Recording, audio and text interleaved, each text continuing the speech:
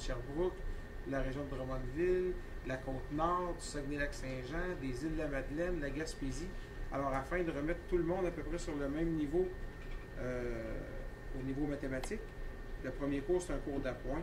Et puis, il m'avait dit, si tu passes le premier cours de mathématiques, je vais te créditer tes maths de secondaire 5. Alors, je me suis appliqué 044. 044. Puis, quand j'avais des questions précises, là, je pouvais compter sur l'aide de mes collègues de classe, là, mes amis de classe là, de ce temps-là, dont un collègue qui est maintenant pilote entre Québec et Escoumins, M. Simon Doré. Simon est intelligent comme un singe, alors pour lui, les mathématiques, c'était relativement facile. Quand j'avais des questions, je pouvais compter sur lui. Alors, j'ai réussi mes maths d'appoint. Ils m'ont crédité mes maths de secondaire 5, puis j'ai continué mon cheminement à l'Institut sans jamais échouer aucun cours. C'est un programme qui appelle coopératif, c'est-à-dire que les sessions d'études sont entrecoupées de stages en mer, et puis le cours est échelonné sur une période de 4 ans. C'est une technique qui prend normalement 3 ans au cégep, mais puisque on se doit de faire 12 mois de temps de mer, pas 12 mois consécutifs, mais 12 mois comme cadet sur un bateau, le programme est échelonné sur une période de 4 ans. Alors, j'ai fait mon cheminement normal malgré les lacunes que j'avais au début de mon programme d'études à Rimouski. Puis, ça a toujours bien été, puis honnêtement, je l'ai su après, mais à la grande surprise de ma professeure d'éducation choix de carrière, qui, elle, ne voyait pas avec le peu de sérieux que j'avais aux études à ce temps-là, comment j'étais pour faire pour passer à travers le programme de navigation qui est reconnu comme étant OK, thank you, une des plus dures techniques parce que le niveau de science est assez élevé. On a besoin d'être pas mal bon en mathématiques et en sciences pour réussir le programme de navigation. Et c'était mon cas.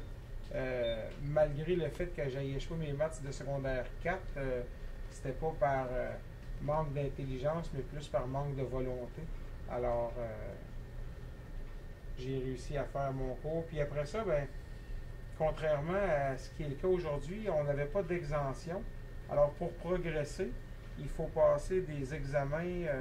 Bien qu'on ait gradué de l'Institut maritime, on n'a pas le droit de faire, d'avoir la fonction d'officier navigateur tant qu'on n'obtient pas un permis du ministère des Transports du Canada par un de ces organismes là, qui s'appelle Transport Canada, garde côtière. Maintenant, c'est regroupé. Là. Alors, c'est Transport Canada qui émet les brevets de navigation. Alors, pour avoir un brevet de navigation, il fallait passer des examens à Transport Canada. Alors, pour le premier brevet, qui est un brevet de lieutenant-corps ou 3e officier, il y avait, si je me rappelle bien, 4 examens écrits plus un examen oral, puis ça prenait 70% dans chacun pour passer. Puis, pour passer les examens, il y a un horaire d'examen préétabli. Alors, on ne peut pas les passer n'importe quand. Il faut les passer là, selon l'horaire qui est prévu. Alors, j'ai fait mes examens écrits, mon examen oral, j'ai eu mon brevet de lieutenant de corps. Ensuite de ça, il faut naviguer 6 mois.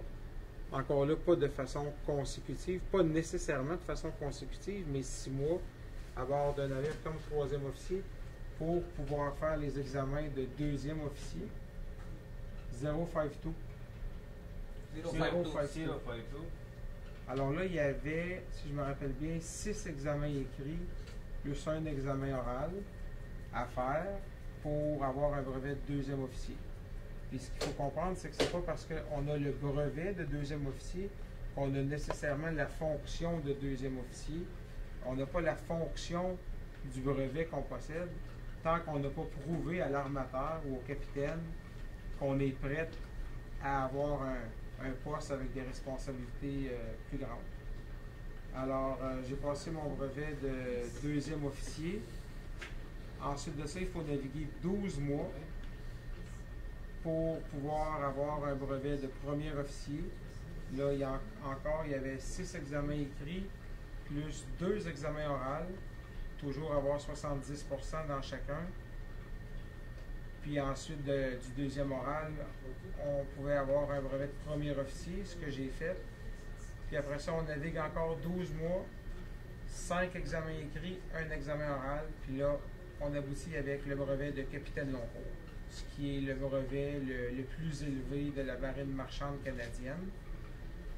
Et j'ai obtenu mon brevet de capitaine long cours à l'âge... OK, merci. À l'âge de 27 ans, 6 ans après avoir terminé mon cours à l'Institut maritime. Et quelques mois après, j'obtenais la fonction de capitaine sur un bateau à l'âge de 27 ans. J'ai été promu capitaine à 27 ans. Puis mon dernier bateau comme capitaine a été le gros traversier Camille Marcoux, qui est entre Matane, Bécomo et Godby, bateau de la Société des traversiers du Québec. Puis se retrouver capitaine à 27 ans, c'est relativement tôt dans une carrière normalement, mais se retrouver capitaine d'un traversier comme ça, avec des passagers à bord à 27 ans, c'était vraiment... c'était la première fois que ça se voyait.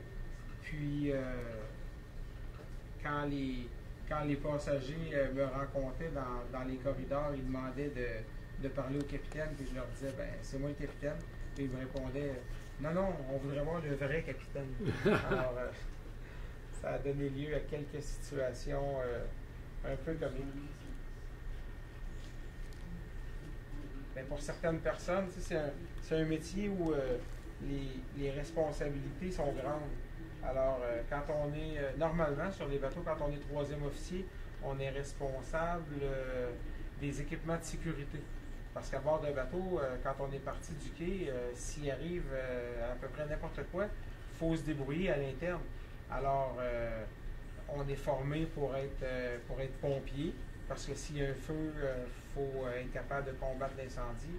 On est formé pour être secouriste, parce que s'il arrive un accident ou si quelqu'un a des problèmes de santé ou physique, il faut être capable d'intervenir. Alors, policier. Un peu policier. Puis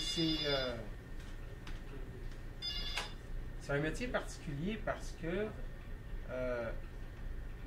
c'est pas comme un travail à terre.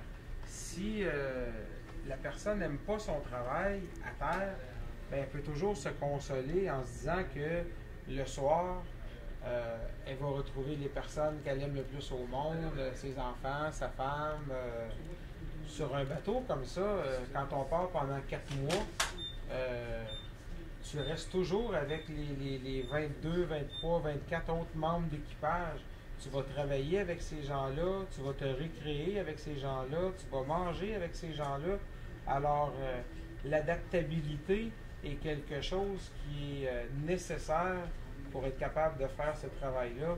Puis à la base, il faut que tu aimes ça, il faut que tu aimes naviguer. Faut que tu sois un peu solitaire dans l'âme, parce que bien qu'il y a toujours du monde sur le bateau, tu es loin des gens que tu aimes. Faut que tu sois prêt à accepter ça. Faut surtout que les gens que tu aimes soient prêts à l'accepter aussi. Faut que l'épouse, la conjointe l'accepte. Faut que, tu sais, c'est 054. 054. Moi, je disais souvent, tu sais, c'est assez difficile de naviguer si en plus on a de la pression qui vient de la famille ou de l'amoureuse. Ben, c'est souvent la raison qui fait que les carrières maritimes se terminent tôt. Parce que quand tu appelles chez toi après pas avoir parlé à... Là, je parle au passé parce que moi, ça fait déjà... C'est la fois Ça fait 15 ans que j'ai arrêté de naviguer au long cours, que je suis j'ai navigué sur la côte ici, puis après ça, comme apprenti et comme pilote, mais dans ce temps-là, les moyens de communication n'étaient pas comme aujourd'hui. On n'avait pas le cellulaire, puis le seul moyen d'appeler à la maison quand on était sur un bateau long cours, c'était par téléphone satellite, ce qui coûtait très très cher. Je me rappelle d'un jour de l'an où mon épouse, qui était chez sa mère, a décidé de m'appeler à bord. Et puis on a parlé 31 minutes et ça avait coûté quelque chose comme 675 $. Puis je me rappelle encore, après avoir souhaité Joyeux Noël, bonne année, je t'aime, je m'ennuie, on avait parlé de l'achat du matelas qu'on était pour faire. Alors, juste à en parler, on l'a payé 2 fois le matelas. Alors, les communications n'étaient pas comme aujourd'hui, puis des fois, on pouvait être 2 semaines sans parler à nos femmes, à nos blondes, à nos parents. 2, 3 semaines. Un des moyens que j'avais trouvé, c'est le fax par téléphone Inmarsat. J'écrivais assez petit sur une feuille, puis en envoyant une feuille qui coûtait à peu près 1 minute et demie, donc à peu près 15 $ envoyés, j'étais capable de parler pas mal via les fax. Mais, alors, on n'appelait pas souvent, on n'avait pas beaucoup d'appels de nos familles. Puis, si en plus, quand tu appelles, ta femme ou ta conjointe, elle pleure au téléphone parce qu'elle s'ennuie, parce qu'elle a eu des problèmes de frein avec la voiture, parce que le petit a la grippe, ça devient infernal. Puis, les collègues qui ont eu à vivre ces situations-là ont tous arrêté de naviguer pour se concentrer sur leur famille. Ce qui n'est pas un mauvais choix, là. Je ne critique pas le choix, mais c'est la réalité. Aujourd'hui, les communications sont un peu plus faciles. La plupart des bateaux ont des moyens de communication beaucoup plus abordables pour être capable de parler aux familles de façon beaucoup plus soutenue pendant un embarquement. Puis, les rotations à bord des navires sont plus courtes. Moi, l'embarquement le plus long que j'ai fait, c'est 5 mois et demi. Quand je suis... c'est pas ce voyage-là, mais moi, quand je suis parti pour refléter un peu les mauvais côtés de la navigation, quand je suis parti, mon dernier voyage long cours, je suis parti, mon plus vieux des fils avait 3 semaines, puis quand je suis revenu à la maison, il y avait 5 mois et demi. Alors, de perdre ces mois-là de la vie d'un petit bébé, c'est quand même demandant au niveau personnel. Si en plus l'épouse te le reproche, ça devient soutenable et les gens arrêtent de le. Oui, bonsoir monsieur, on est en montant à Vatican. On a corrigé notre temps pour milieu 55 0055 à la station de Trois-Rivières. C'est bien sûr, il n'y a aucun trafic descendant de signalé. La drague est en opération. Juste en avant à Charlie 33, passage au nord. Merci pour la drague à Charlie 33, passage au nord. Est-ce qu'il y a une réduction de vitesse demandée? Négatif, monsieur. Bien, monsieur.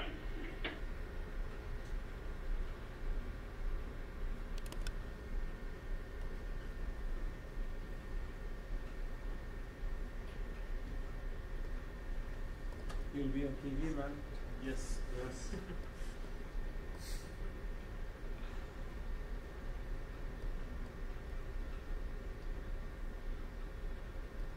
Before we go, we take your name and your address, and we'll send you your check later. Yes, okay.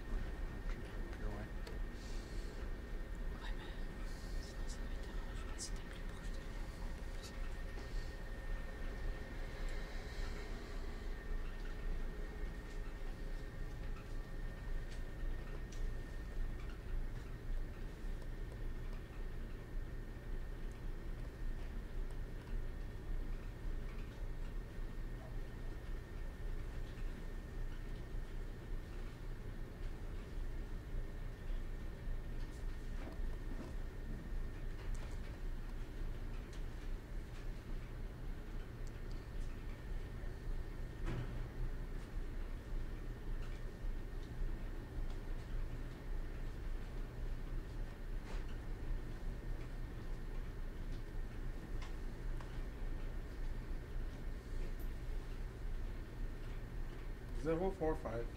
045.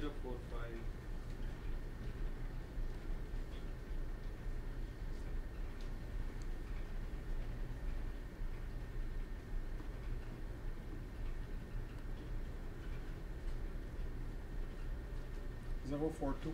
042. Et ici, la vitesse du bateau est de 17.2. 17.2, 17.3. Ça, c'est par rapport au fond. Le fond, évidemment, il ne bouge pas. Alors, le bateau, par rapport au fond, se déplace à 17 nœuds. Par contre, la vitesse du bateau, c'est 13 nœuds.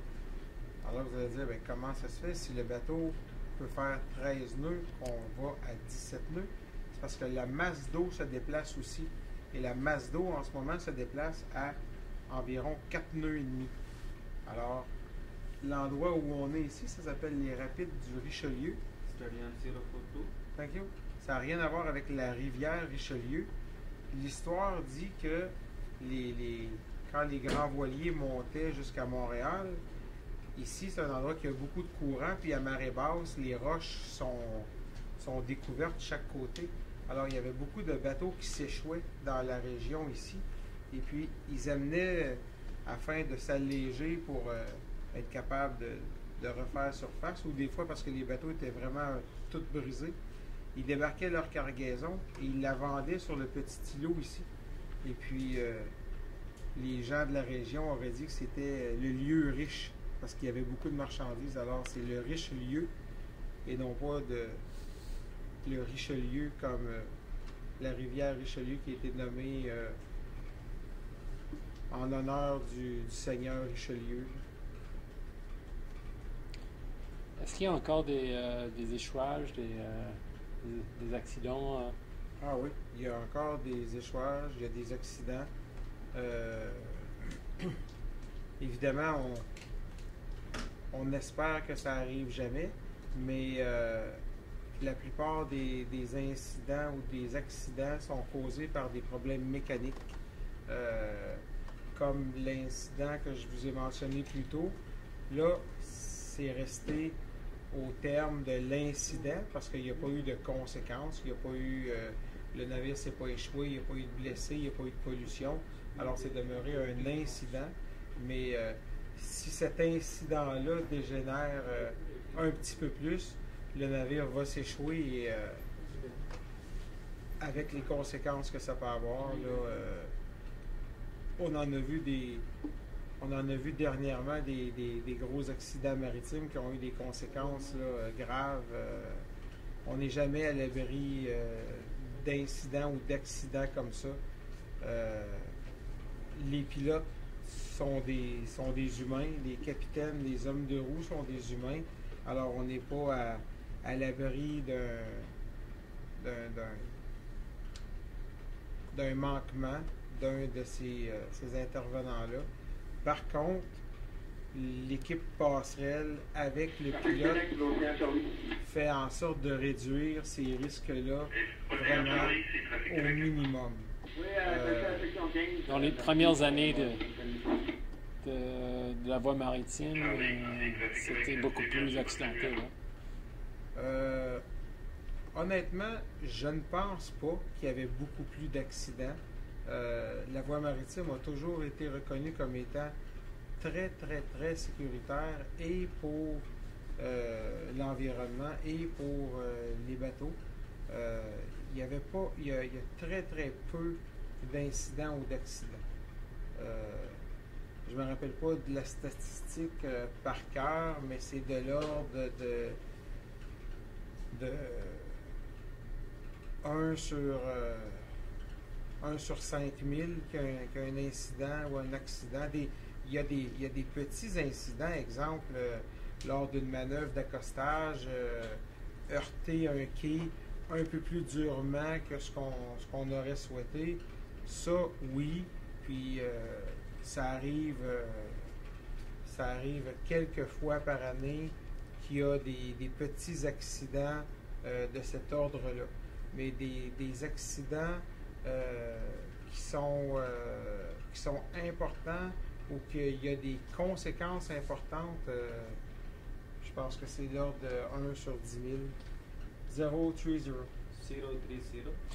Avant qu'il y ait des pilotes attitrés pour la voie maritime, il y avait des pilotes d'ailleurs, étrangers, là, le taux d'incident était plus élevé, non? Non, ça, c'est jamais arrivé. Il n'y a jamais eu de pilote étranger ici. Le pilotage, c'est des connaissances locales. Ça a toujours été des pilotes locaux. Depuis le tout début? Depuis le tout début. Ah, Ouais, bon, ouais, ok. ouais. Les premiers pilotes, d'ailleurs, étaient les Amérindiens qui habitaient le lieu. Quand Jacques Cartier remontait le Saint-Laurent, il embarquait un pilote amérindien parce que, bien qu'il était un grand navigateur dans l'océan, Jacques Cartier n'avait pas les connaissances locales pour pouvoir se permettre de remonter le Saint-Laurent jusqu'à Montréal. 028. 028. Alors, il y a des pilotes depuis le début. Puis, le premier pilote reconnu est Abraham Martin. Et avec les fameuses plaines d'Abraham et la côte d'Abraham, on se rend compte que ça remonte à vraiment longtemps. Puis il y a du pilotage ailleurs dans le monde. Il y a du pilotage dans à peu près tous les grands fleuves, les grandes rivières et les grands ports du monde parce que le pilotage, c'est des connaissances locales. Moi, je connais très bien 60... 028. OK, thank you. Je connais très, très bien, comme le fond de ma poche, 72 000 marins du fleuve Saint-Laurent entre Québec et Trois-Rivières et les ports, les deux grands ports de Québec et de Trois-Rivières. Je suis excellent dans ce secteur-là. Par contre, à l'extérieur de ce secteur-là, je suis un navigateur ordinaire comme tous les autres. Par contre, ce qui fait ma spécialité ou ma surspécialité, c'est les connaissances que j'ai approfondies pour cette section de fleuve-là. Mes collègues du secteur Trois-Rivières-Montréal ont des connaissances très approfondies du secteur Trois-Rivières-Montréal. Puis mes collègues de Québec-Escoumins ont des connaissances très approfondies du secteur Québec-Escoumins. Puis on parle du chenal navigable, on parle des hauts fonds, on parle des courants, on parle de la météo, des conditions de microclimat, en plus des connaissances de navigation plus générales à tous les secteurs qu'on a su développer puis adapter pour nos secteurs de pilotage local. Mais les pilotes, c'est toujours des gens de la place. Est-ce que vous rencontrez vos collègues pilotes de temps en temps? On les rencontre lors des changements de pilote, comme vous avez vu tantôt, puis comme vous allez voir à Québec. Évidemment, ce n'est pas des rencontres qui nous permettent d'échanger beaucoup. On échange seulement les informations techniques sur le navire, puis sur le voyage qu'on fait. À l'occasion, une fois par année, on réunit, on a une soirée annuelle pour tous les pilotes de notre corporation, qui comprend les secteurs, de Québec, Trois-Rivières, Trois-Rivières-Montréal, les ports de Montréal.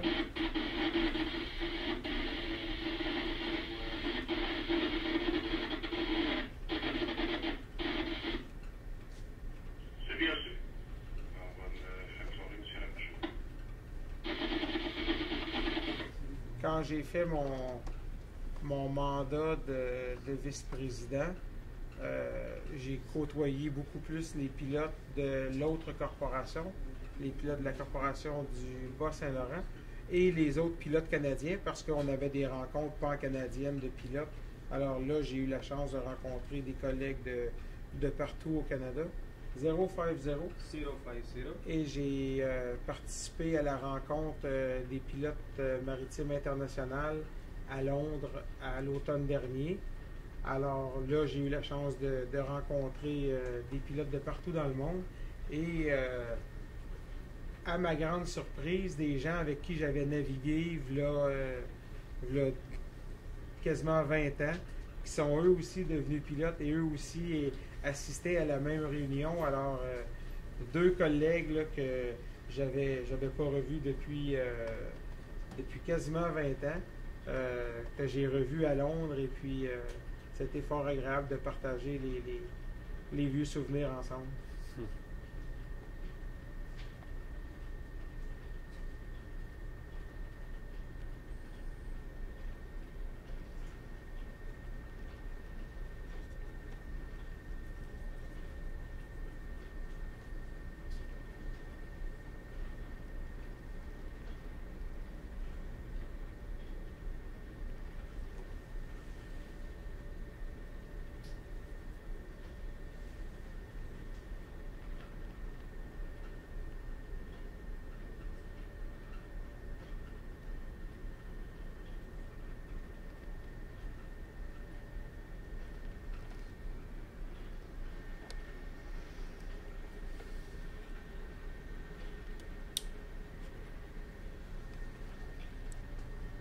Korean 050. All right, thank you.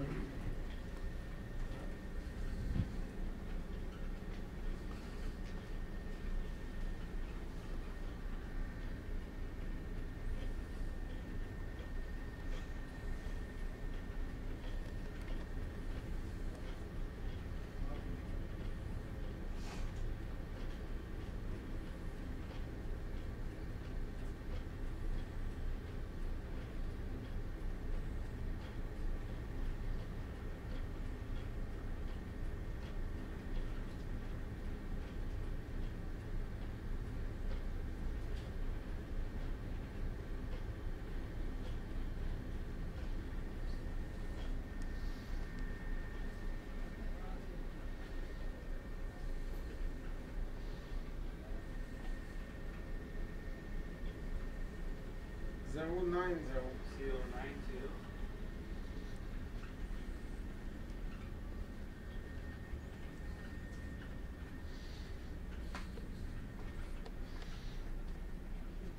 090.